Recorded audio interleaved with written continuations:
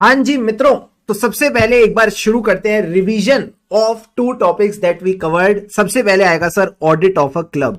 Sir ये कौन सा क्लब है? तो हमने ये डिस्कस किया था, ये वो वाला क्लब नहीं जिसमें अपन पार्टी वार्टी करते हैं। This is like a club जहां पे जनरली आप जाके मेंबरशिप वगैरह लेते हो, गोल्फ वगैरह खेलते हो, ठीक है। वहां पे आप टेबल टेनिस खेलते हो, जिम का मजा उड़ाते हो। तो जनरली दिल्ली में जैसे जिम खाना क्लब है, रोशनारा क्लब है, उस तरह के क्लब्स की हम बात कर रहे हैं। तो इन क्लब्स में जनरली हमें क्या करना है, एज अ ऑडिटर सबसे पहले इनकी कमाई देखनी है।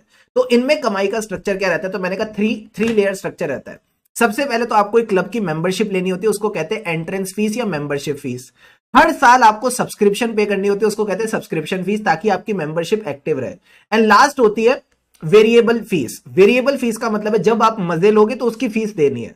मजे लोगे मतलब आपने कुछ खाना खाया तो उसकी फीस, आपने कुछ पिया उसकी फीस, पानी की बात कर रहा हूं या फ्रूट जूस की बात कर रहा हूं, ठीक है। या इसके अलावा आपने कुछ गेम्स खेली, आपने वहां पे जाके टेबल टेनिस खेला, बैडमिंटन खेला, लॉन टेनिस खेला, कोई या जिमिंग करी, तो उसकी आपको फीस अलग से देनी पड़ती है। तो 3 लेयर फीस होती है। तो एज अ ऑडिटर सबसे पहले हम एंट्रेंस फीस चेक करेंगे।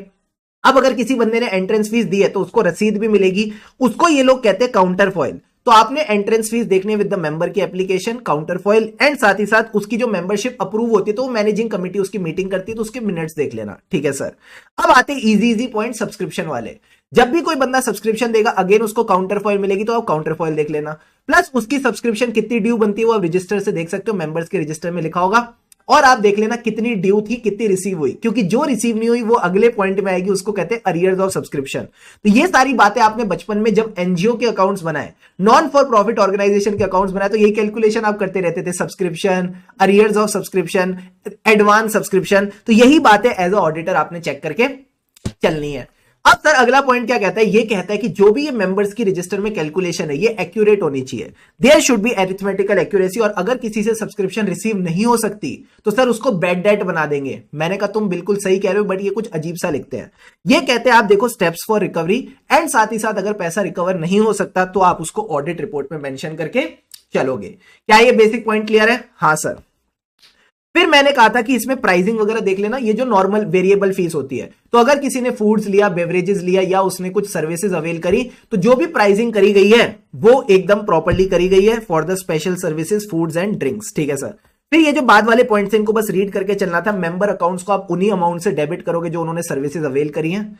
फिर परचेजेस में क्या था? जो भी आपने स्पोर्ट्स आइटम्स खरीदे, कोई टेबल टेनिस का रैकेट खरीदा, कोई टेबल टेनिस की बॉल्स खरीदी, कोई और बाकी आपने परचेज करे आइटम्स, ठीक है, या फूड आइटम्स कुछ परचेज करे, तो वो जो भी परचेजेस है, जो भी सेल्स है, वो आपकी इन्वेंट्री रजिस्टर और आपका ट्रेडिंग अकाउंट उसका बन जाएगा, ठीक है सर।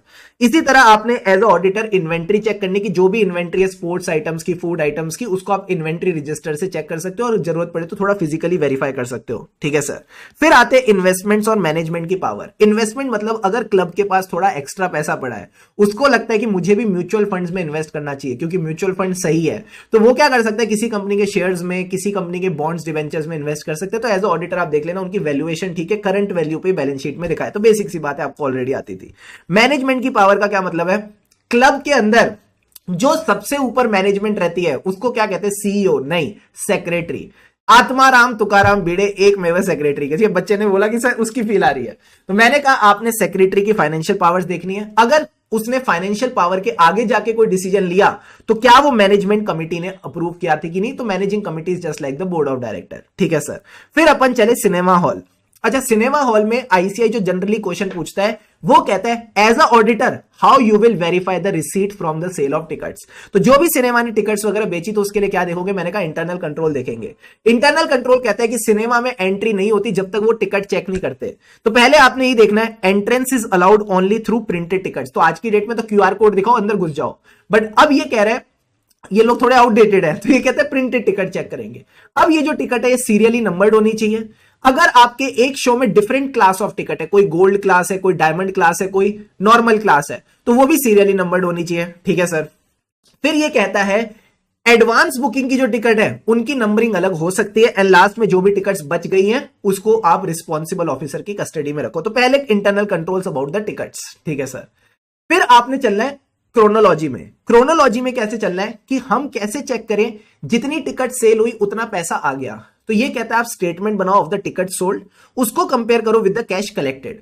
हो सकता है कैश कम कलेक्ट हुई हो, टिकट ज्यादा बिकी हो। सर ऐसा कैसे हो सकता है, कुछ फ्री में बिक गई, तो उनको कहते हैं फ्री पासेस। तो जब भी फ्री पासेस होते हैं तो उसमें आपने चेक करना है क्या वो ऑथोराइज थे। ऐसे तो नहीं किसी को फ्री पासेस बांट दिए मार्केट में, नहीं सर, तो उसकी ऑथोराइजेशन चेक करनी है।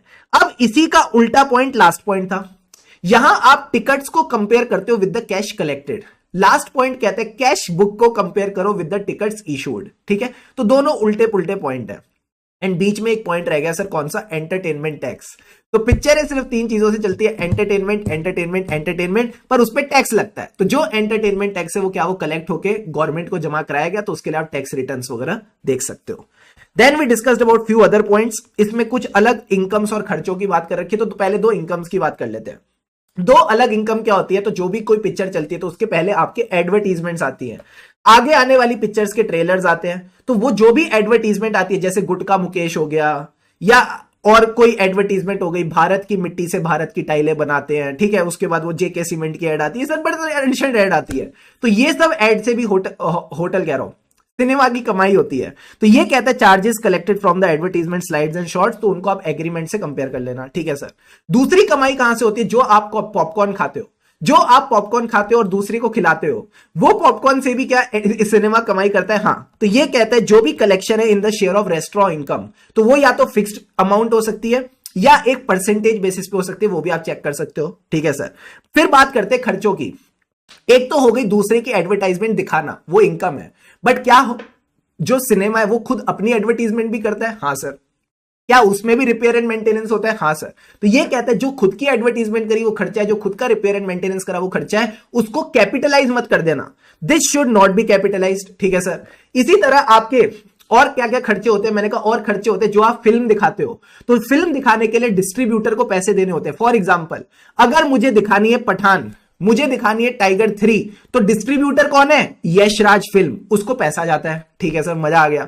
इसी तरह अगर मुझे दिखानी है मान लो कोई और पिक्चर, और फेमस डिस्ट्रीब्यूटर कौन है, मैं बताता हूं, आपको दिखानी है रॉकी रानी की प्रेम कहानी, तो इसका डिस्ट्रीब्यूटर कौन है, धर्मा प्रोडक्शन, यानी करण जौहर, तो करण जौहर को पैसा जाएगा। तो यह कहता है कि जो भी फिल्म के हायर चार्जेस है वो डिस्ट्रीब्यूटर को पैसे देने पड़ते हैं। एंड लास्ट में कहता है अगर डिस्ट्रीब्यूटर को आपने कुछ एडवांस पेमेंट कर रखा है और उसका कुछ अनएडजस्टेड बैलेंस है, तो चेक कर लेना वो गुड और रिकवरेबल है, उसका कोई प्रोविजन बनाने की जरूरत तो नहीं है। यहां आपके सारे के सारे पॉइंट्स कवर हो जाते हैं। सो आई होप दोनों के दोनों पॉइंट्स क्लियर है, सिनेमा भी और क्लब भी, दोनों important exam point of view से, तो इनको अच्छे से करके चलना।